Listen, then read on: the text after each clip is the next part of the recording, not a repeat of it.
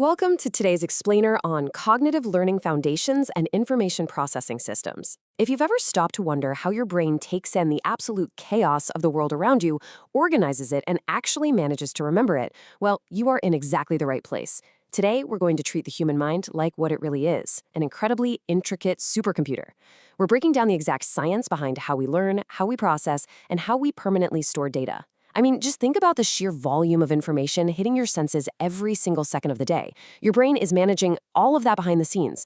So we're going to unpack that invisible machinery so you can consciously use it to your advantage. So let's start right here. How would your life be different if you could greatly enhance your memory skills? I want you to really take a second and imagine the personal impact of true cognitive mastery. We've all been there, right? That incredibly frustrating moment where you forget the name of someone you literally just met 5 seconds ago. Now imagine flipping that script entirely. What if you could read a complex textbook, or master a new language, or pick up a highly technical professional skill and just seamlessly retain that information? The possibilities for your personal and professional growth would be absolutely endless. The stakes here are incredibly high, simply because your memory effectively dictates your capabilities.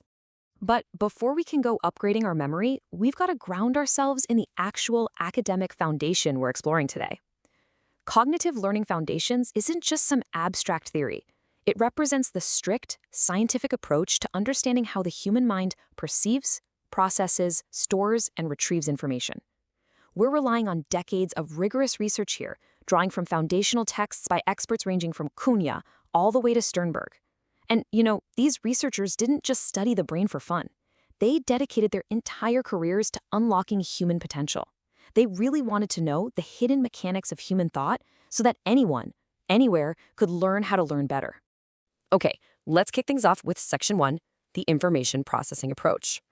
What exactly are the basic principles of information processing? Well, the core idea you need to grasp here is that learning is absolutely not just passively absorbing facts. It's not a sponge soaking up water. Instead, cognitive psychologists argue that the human mind functions a whole lot like a sophisticated computer system.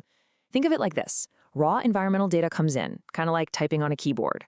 Your brain then actively encodes it into a format it understands and passes it through various mental filters, basically acting as the CPU processing the data.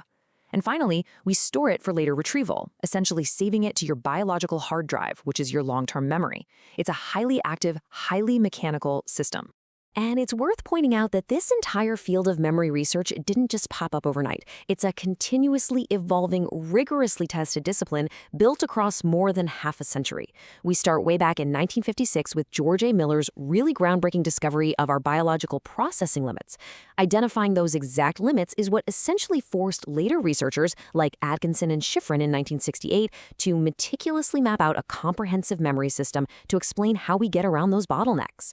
Then you fast forward through the 1970s with Bransford's work on human cognition, all the way to modern, practical applications like Sternberg's applied cognitive psychology. It's just this amazing narrative of discovery where every generation of scientists solved the puzzle left by the last. Which brings us smoothly to Section 2, the 3 stages of memory. According to that foundational 1968 model by Atkinson and Shiffrin we just mentioned, information has to travel through 3 critical, sequential stages to actually be learned. First, it hits sensory memory. If you happen to be paying attention, it moves into stage 2, short-term memory. And finally, if it's processed and rehearsed correctly, it gets encoded into stage 3, long-term memory. To put it in perspective, imagine you see a passing license plate. That quick visual flash, that's your sensory memory. Repeating it out loud a few times as the car speeds away is your short-term memory doing the work. But if you remember that exact plate years later because it happens to be the make and model of your childhood car, that means the information successfully made it all the way to long-term memory. So let's actively consider how each of these 3 distinct filters actually does its job. Sensory memory is incredibly brief. It merely captures raw environmental stimuli for literally a fraction of a second. And honestly, this is a massive biological advantage. If your sensory memory didn't immediately drop useless information, like the hum of the refrigerator in the background or the feeling of your socks on your feet, your brain would overload instantly. Short-term memory holds on to the important stuff, but again, only for a matter of seconds and in highly limited amounts. Long-term memory, however, is practically limitless in both duration and capacity. But here's the catch. Every single piece of data in your head must successfully navigate these 3 distinct filters to become permanent knowledge. Let's dive a bit deeper into those limits in Section 3, the magical number 7. This is where we hit a truly fascinating and honestly pretty crucial bottleneck in our cognitive system. The number 7 comes directly from George A. Miller's highly influential 1956 paper. It represents the magical number 7 plus or minus 2, which is our precise capacity limit for processing information in short-term memory. Your active, conscious brain essentially has roughly 7 available slots to hold items at any given moment. Once those slots are full, new information simply pushes the old information right out. This is the exact reason you confidently walk into a room to grab something, get distracted by 3 other things along the way, and completely forget why you walked in. Your 7 slots just got filled up. Consider the stark contrast between these two biological realities. On one side, you have short-term memory, totally plagued by this highly limited capacity of roughly 7 items. On the other side, we have long-term memory, which is this ultimate, boundless vault for retained information. The deeply frustrating reality of learning is that every single complex concept, every ambition, every new language you want to get into, that permanent long-term vault, has to first squeeze its way through the painfully narrow 7-item doorway of short-term memory.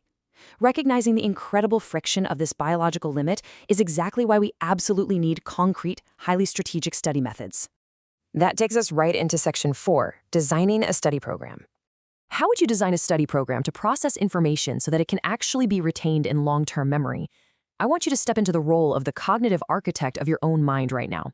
Knowing the strict limits of your short-term mental hardware, how do you actively bypass those bottlenecks? You really can't just passively read a textbook or blindly highlight words on a page anymore. You have to intentionally engineer the learning process.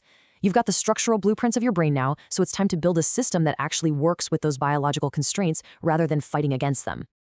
To successfully force new information past that short-term bottleneck, you have to synthesize 3 key steps. First, deeply understand those basic principles of information processing we just discussed. Second, strictly acknowledge the limits of short-term capacity. Respect the magic number 7. And third, implement real strategies to effectively recall information over the long term. A brilliant example of this in action is a strategy called chunking. Imagine trying to memorize the letters FBI, CIA, IRS. That is 9 distinct items. It completely breaks the 7-slot rule and overloads your brain.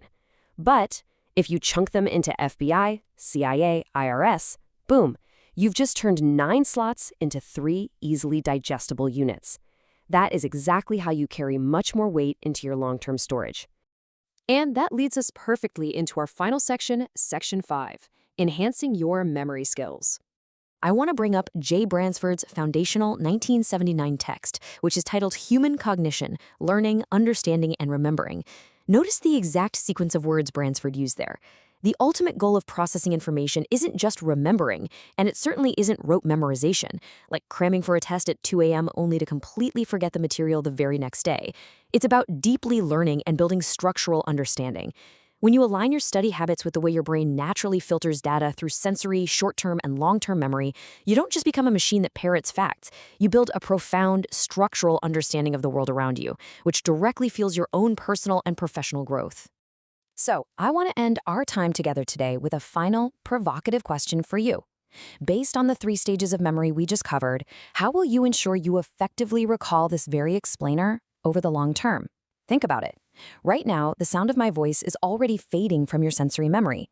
These concepts about Atkinson and Shiffrin and Miller's magic number 7, they are sitting precariously right now in your short-term memory, taking up those precious slots. What are you going to do the very second this ends to actively push this cognitive framework into your permanent, long-term memory? Are you going to synthesize your notes? Will you explain the information processing approach to a friend? The architecture of your mind is incredibly powerful, and now it is completely yours to command. Keep questioning, keep processing, and keep learning.